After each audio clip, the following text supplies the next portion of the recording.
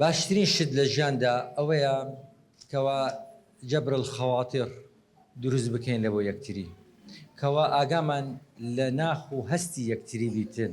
گەورەترین چاکەیە، چونکە ئەمە هەمومان میوانێکی غەریبین لەو دنیاە. خوای گەورە ئامۆژگاری پێغەمبەرمان دەکات صلی الله عليه وسلم بە سوورەتێکی کە زۆر دڵخۆشکەرە و لە بدایەتی سوورەتەکەی سوێن دەخوا خوای گەورە.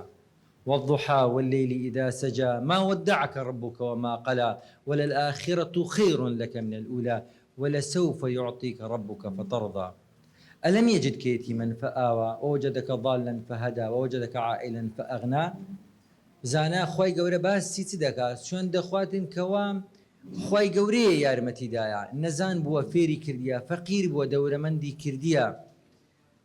لە هەژاری دەورەمەندی کرد، لە نەزانین گەورەی کرد، ليتيمي قشي كرد. فأما اليتيم فلا تقهر وأما السائل فلا تنهر وأما بنعمة ربك فحدث. دعاء خواي قورا تسمع فير دكاتن دري لقر يتيم كان باج بن، لقر هجارة كان تاق بن، لقر نزانة كان باج بن،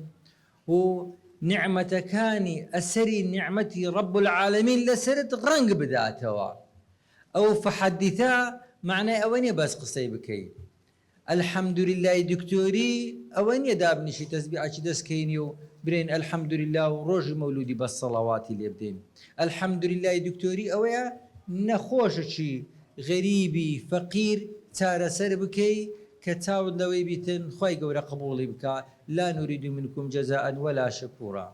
كوا تاود لوي نبيتن لا تبطل صدقاتكم بالمن والأذى أزيتي ندي آزاري شي ندي وتابش لوي نبيتن كأو سباسي شد بكاتن أو الحمد لله دكتوري الحمد لله دكتوري أويا كوا خزمتي نخوشي فقير بكا كي دكتورة أوي بي نخوش بي كي باخوان أوي بي باخ بي لويكا بيا مقلبو همو دكتورة خوش ويستكان أوي هيتمان آمانتو خوالي من دستين توا مهمة بوي كهيتمان بيبتين باشتي ودولة من دكان ومسؤولة كان مسؤولي أوي كمسؤول بي خزمتكاري قلبي أجر خزمتكاري قل نبي خو هر لناودتي هر چەند سەرکردە و گەورە و بەدە سەڵات بی ئەو هێزێت نامینێ زۆرمان دیت لە تو زۆر بەهێزتر بوو بەڵام ڕۆژگار دەیتاوێنتەوە و لە ناوی دەبا دڵنیابن مەسئولەکان دەوڵەمەندەکان دکتۆرەکان حاکمەکان هەتا لەسەر کورسی نابی حکمی بدەیت چونکە ئەحکەم الحاکمین رب العالمینە ئەتوش هەژار و فەقیری ڕۆژێک دەچێەوە بەردەستی رب العالمین لێ ئاگادار بکە حکمەکان دەدەی لە بینی خەڵکی هەمومان ویەتی مەتاوگەشەکان بێنازەکان هەرچەندە خوای گەورە تاقیکردنەوە بەڵام دڵنیابن ئەنگۆش گەورە دەبن لێیەکە کو خوای گەورە دەرێتە پێغەمبەری یەتیم بووی گەورەم کردی لەگەر یەتیمان باش بە ئەنگۆش کە گەورە بوون دیسان لەگەر یەتیمان باش بن پەیامی رب العالمینە لە بۆ هەمووان.